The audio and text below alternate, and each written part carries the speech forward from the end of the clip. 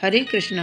भक्तों, आज मैं आपके सामने एक ऐसी सत्य घटना को बतलाने वाली हूँ जो कि यदि आप विश्वास करेंगे तो आपको सच में इसमें बहुत मजा आने वाला है तथा अपना जीवन किस प्रकार सरलता से आप जी सकते हैं। सोचिए, इतने बड़े बड़े धर्म गुरु हैं, वो भी भगवान को प्राप्त नहीं कर सकते हैं, परंतु एक ऐसा भक्त था जिसको भगवान के दर्शन तथा उनके हाथों से ही उसको भोजन मिला। सोचिए वह कितना पुण्यवान, भागवान और वो कितना सरल भक्त रहा होगा। तो आइए जानते हैं बिना देरी किए हुए एक भक्त और भगवान की कथा जो कि गुरु से प्रेरित है। एक शहर में एक परिवार रहता था। उसके यहाँ 3 पुत्र थे तथा 2 पुत्र तो बहुत काम करते थे और अपना परिवार चलाते थे, परंतु सबसे छोटा बालक होने के कारण वह आलसी तथा बहुत भोजन करता था। भोजन इस प्रकार करता था कि 5-6 लोगों का अन्न तो अकेले ही खा लेता था। उसके इस आदत और व्यवहार से माँ पिताजी दुखी तो जरूर थे, परंतु उन्होंने पूरा जीवन अपना उसको अच्छे से निकाला।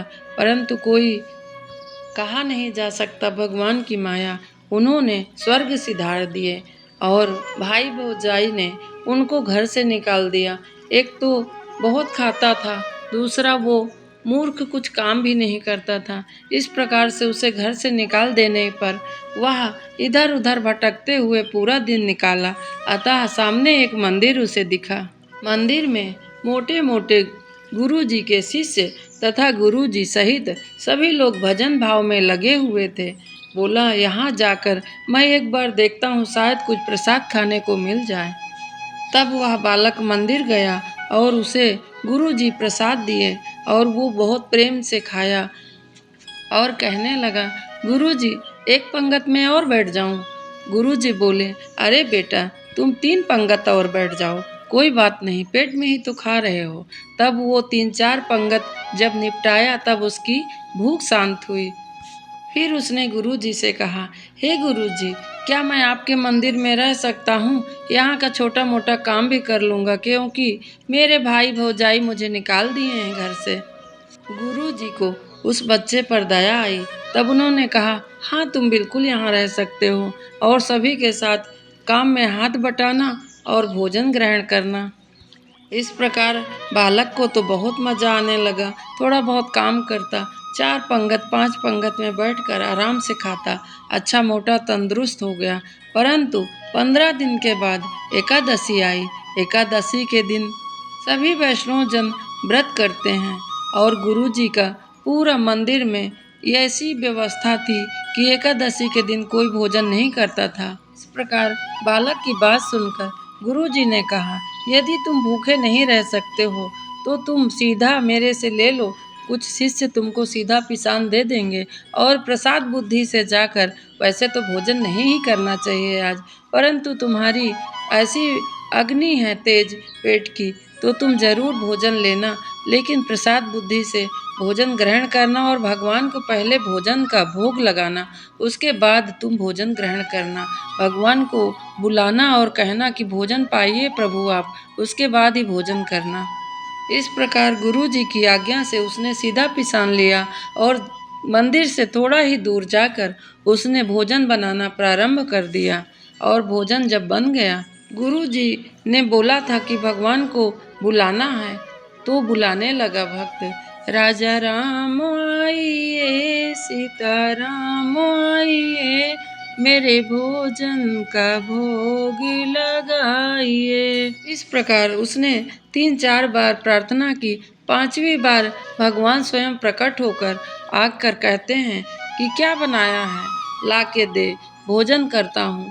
तो उसने भगवान के लिए थाली परोसा और उसके बाद स्वयं ग्रहण किया और उसके बाद आकर अपने मंदिर में जाकर कहता है कि हे गुरुजी, मैंने तो भोजन किया, परंतु भगवान आ गए थे, इससे भोजन कम हो गया था। अगली बार मुझे ज़्यादा भोजन देना, सीधा पानी देना, ताकि मैं अच्छे से बना के खा सकूं। इस पर गुरुजी कहते हैं कि ठीक है, मैं तुझे अगली बार ज़्यादा दूंगा। और गुरुजी विचार करने लगे कि यह झूठ बोल रहा होगा बालक, क्योंकि इसको ज़्यादा भूख लगती है, इसलिए इसको ज़्यादा राशन चाहिए होता है। 15 दिन के बाद फिर एकादशी आई और फिर उसने सीधा और लेकर जंगल की तरफ चला गया। जंगल में जाकर उसने फिर वही विधि से बनाया और बोला कि भगवान आप आइए और भोजन ग्रहण करिए। इस पर भगवान श्री राम जी तथा उनकी पत्नी सीता दोनों आ गए।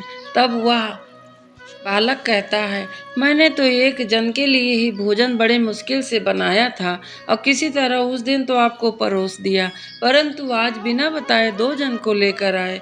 आपको देखकर मन तो बहुत अच्छा लग रहा है, ऐसा लग रहा है कि आपको देखता रहूं, परंतु आपकी यह बात मुझे अच्छी नहीं लगी कि मैंने आपको बुलाया, आप अपने पत्नी को भी ले आए। चलिए थोड़ा बहुत जो है आप लोग खा लीजिए। उनको दिया खाना जो बचा कुचा था, फिर बालक ने खाया और उसके बाद इस बार तो गुरुजी के पास आकर कहने लगा, हे गुरुदेव, मुझे तो कम से कम 20 किलो आटा देना, क्योंकि वो एक को बुलाओ तो 2 जन आ जाते हैं और मेरा सारा खाना वही खा लेते हैं, मुझे मिलता ही कुछ नहीं है। तब गुरुजी ने उन्हें काफी सीधा पिसान देके तीसरी एकादशी के दिन कहा कि जाओ तुम बनाओ इससे खाना।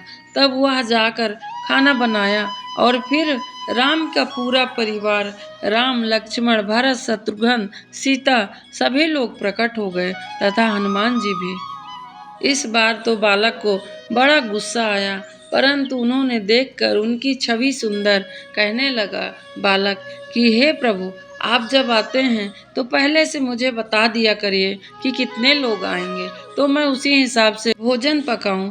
ये एक तो मुझे आता नहीं है भोजन पकाना, दूसरा इतने कठिनाई के बाद आप एक के बाद एक अपना परिवार बढ़ाते ही जा रहे हैं, इसलिए अब जो है आप पहले से मुझे बता दिया करिए। आपको देखकर तो बहुत प्रसन्नता होती है, परंतु जब भोजन की बारी आती है तो मुझे भूख लगी रहती है और मैं आधा ही पेट खा पाता हूँ, इसलिए दूसरी बार आइए तो ज़रूर बता दीजिएगा। बोले राम जी, हाँ हाँ हम बता देंगे, हम सारा इंतजाम समझ लेंगे, तुम चिंता ना करो। और भोजन करके सारा परिवार चला गया राम जी का, तथा बालक वापस आकर गुरुजी से वही फिर कह रहा है कि गुरुजी, इस बार भी एकादशी के दिन मुझे भूखा ही रहना पड़ा, क्योंकि गुरुजी वहाँ पर राम जी के साथ लक्ष्मण सीता तथा भरत शत्रुघ्न और उनके हनुमान जी भी वहाँ पधारे थे। सभी के लिए भोजन मैं कैसे उनको प्राप्त करवा सकता हूँ? यदि उन्होंने सब भोजन खा लिया तो मैं फिर भूखा रह गया। अगली बार मुझे और ज़्यादा राशन देना। तब गुरुजी मन में सोचने लगे कि क्या ये बालक कहीं राशन बेचता है अथवा कोई और चक्कर है। इस बार मैं जाकर स्वयं देखता हूँ। पहले बालक को बहुत सारा सामग्री देकर राशन पानी का उन्होंने बोला, जाओ तुम बनाओ खाना। और जाकर वहाँ भोजन वो तैयार करने के लिए बालक भी इतना चतुर था कि जब हमें मिलता ही नहीं है तो हम क्यों बनाएं। आज पहले मैं राशन रख के भगवान को बुला लेता हूँ और उसके बाद मैं कितने लोग हैं उसी हिसाब से भोजन बनाऊंगा। तब उन्होंने फिर कहा बालक ने, राजा राम आइए, सीता राम आइए, लक्ष्मण राम आइए, हनुमत साथ आइए, मेरे भोजन का भोग लगाइए। इसके बाद राम जी पूरा परिवार को लेके वहाँ प्रकट हो गए और देख रहे हैं तो भोजन की सामग्री रखी हुई है, परंतु भोजन नहीं बना हुआ है। बालक मुस्कुरा के कह रहा है कि हर बार आप मुझे तंग करते हैं, एक को बुलाओ तो 2 आते हैं, 2 को बुलाता हूँ तो 5 आते हैं, इसलिए एक बार मैं भी आपको तंग किया कि कुछ बनाया ही नहीं है। अब जब मुझे भोजन मिलना ही नहीं है तो मैं क्यों बनाऊं? आप स्वयं भोजन तैयार करें तथा मैं भी उसी में से खाऊंगा। आज मैं कुछ बनाने वाला नहीं हूँ। यह सुनकर भक्त की बात को भगवान मुस्कुराकर और सभी को काम सौंप दिया। हनुमान जी तब लकड़ी लेने गए और भरत शत्रुघ्न ने सब्जी आदि काटी, माता सीता ने रोटी बनाई और लक्ष्मण ने उनकी सहायता किया और सभी ने पूरा परिवार सहित भोजन ग्रहण करके और उधर बालक के लिए जो भी बचा हुआ था वो भी ग्रहण किया और पूरे परिवार को देखकर बहुत प्रसन्नता उसके मुंह पर आ रही है कि बुरा तो लगता है मुझे कि आप बिना बताए आ जाते हो, पर आपको देखते ही मेरा मन बहुत हर्षित हो जाता है। हे प्रभु, इस प्रकार से बारंबार वह बालक विनती कर रहा था। तभी वहां दूर से खड़े हुए गुरुजी देख रहे थे कि वह बालक अपने आप से ही बातें कर रहा है और गुरुजी उसके पास आकर कहते हैं कि हे बालक, तुम किससे बात कर रहे हो? यहाँ पर तो कोई भी नहीं है। तब वह बालक फिर भगवान श्री राम जी से कहता है कि एक तो मेरा सारा राशन आप खा लेते हो, पूरा परिवार सहित आते हो, एक को बुलाओ तो 5 आते हो, ऊपर से मेरे गुरु जी को दर्शन भी नहीं दे रहे हो। तब श्री राम जी कहते हैं कि हे बालक, जो सरल होता है व्यक्ति, मैं उसको ही दर्शन देता हूँ। निर्मल मन जन सो मोहि पावा, मोहि कपट छल छिद्र न भावा। हे तात, हे बालक, सुनो, मुझे बहुत सरल लोग ही पसंद करता हूँ मैं। जो बहुत सरल होते हैं वही मेरा दर्शन पाते हैं, और जो अपने देह अभिमानी में कि मैं इतना पूजा करता हूँ, इतना पाठ करता हूँ, मैं हमेशा भगवान की ही चर्चा करता हूँ, इसके बाद भी वो मुझे कभी नहीं पाते हैं, उनके लिए मेरा दर्शन बहुत ही दुर्लभ है। तब बालक ने अपने गुरुजी से कहा कि हे गुरुजी, ये आपको दर्शन नहीं देते हैं क्योंकि आप सरल नहीं हो, ऐसा भगवान श्री राम जी कहते हैं। तब गुरु जी को बड़ा पश्चाताप हुआ और वो रोने लग गए कि मेरा जीवन भर की तपस्या व्यर्थ ही है। मैं सरल स्वभाव ना होने के कारण प्रभु का दर्शन नहीं कर पा रहा हूँ, जबकि मेरे ही सामने प्रभु खड़े हैं। तथा उस बालक ने गुरु जी को रोते हुए देखकर कहा कि हे प्रभु, आप मेरे गुरु जी को भी दर्शन दीजिए, क्योंकि वो बहुत सरल हो गए हैं और वो रो रहे हैं आपके दर्शन के लिए। इस प्रकार राम जी गुरु जी को भी पूरे परिवार सहित दर्शन दिए और गुरु जी भी धन्य हो गए। एक गुरु भी अपने शिष्य के द्वारा भगवान को प्राप्त कर लिया। इसी कथा के चलते हम इस बात को भी समझ सकते हैं भक्तों कि बहुत पूजा पाठ करते हुए भी हम भगवान के समीप नहीं जा सकते हैं। यदि कोई सच्चा मनुष्य है, भले वो गरीब है या बहुत बुद्धि नहीं है उसके पास, तो भी भगवान का सच्चा भक्त वह हो सकता है। जरूरी नहीं है कि हमारे पास हर प्रकार का साधन हो तभी हम भगवान को प्राप्त कर सकते हैं। हम मन से और श्रद्धा से यदि उनके चरण में समर्पित करते हैं अपने आप को, तो भगवान स्वयं प्रकट होकर हमें दर्शन दे सकते हैं। इसलिए जब कभी मंदिर जाइए तो अपने से कमजोर या वृद्ध को हमेशा आगे करिए कि वह पहले दर्शन कर ले, उसके बाद आप जाइए दर्शन के लिए, क्योंकि हो सकता है कि भगवान उसमें ही प्रविष्ट हों और आपको दर्शन कराने के लिए ही आए हों। इस भौतिक जगत में हम क्यों आए हैं यह कभी जानने का सोचा ही नहीं हम लोगों ने। हमारा जीवन यूं ही निकलते चला जा रहा है। आज इस पर ही मैं आपको एक कविता बताने वाली हूँ। सोचिए अपने मन में भक्तों कि क्या पाने आए थे और सर्वस्त्र खो कर ही जा रहे हैं, कुछ लेकर नहीं जा रहे हैं, क्योंकि जिसके कारण आए थे वह तो हम किए ही नहीं कुछ भी। थोड़ा जीवन जो बचा हुआ है उसे किस प्रकार से हम अपने उन्नति प्रगति भक्ति मार्ग के लिए उपयोग करें, आइए जानते हैं। 3 पहर तो बीत गए, बस एक पहर ही बाकी है। जीवन हाथों से फिसल गया, बस खाली मुट्ठी बाकी है। सब कुछ पाया इस जीवन में, फिर भी इच्छाएं बाकी हैं। दुनिया से हमने क्या पाया, यह लेखा जोखा बहुत हुआ। इस जग को हमने क्या दिया, ये गणनाएं बाकी हैं। इस भाग दौड़ की दुनिया में हमको एक पल का होश नहीं। वैसे तो जीवन सुखमय है, पर फिर भी क्यों संतोष नहीं। क्या यूं ही जीवन बीतेगा, क्या यूं ही सांसें बंद होंगी। औरों की पीड़ा देख के समझ कब अपनी आंखें नम होंगी, इस प्रश्न का उत्तर बाकी है।